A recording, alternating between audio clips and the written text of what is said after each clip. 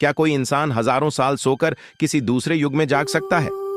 एक ऐसा राजा जिसकी सिर्फ एक नजर ने द्वापर युग के सबसे खतरनाक योद्धा को राख बना दिया था।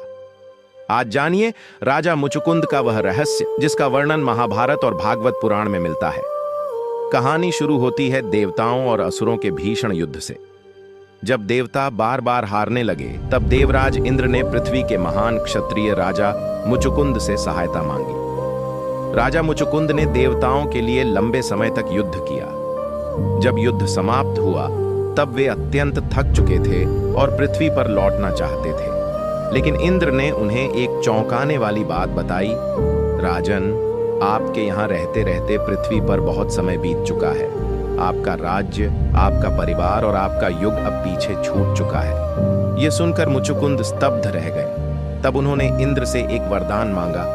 मुझे गहरी नींद चाहिए और जो कोई मेरी नींद भंग करे वह मेरे देखते ही भस्म हो जाए। इंद्र ने उन्हें यह वरदान दे दिया। मुचुकुंद एक गुप्त पर्वतीय गुफा में जाकर सो गए। कई वर्षों बाद जब भगवान कृष्ण का पीछा काल यवन नामक शक्तिशाली यवन राजा कर रहा था, तब श्री कृष्ण उसे उसी गुफा तक ले आए।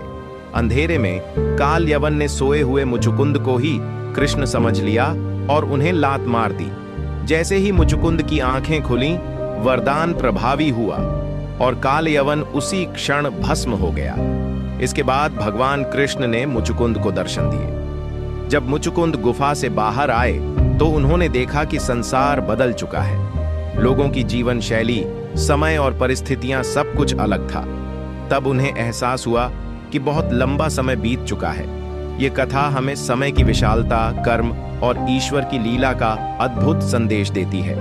क्या आप भी मानते हैं कि राजा मुचुकुंद की यह कथा हिंदू ग्रंथों के सबसे रहस्यमय प्रसंगों में से एक है?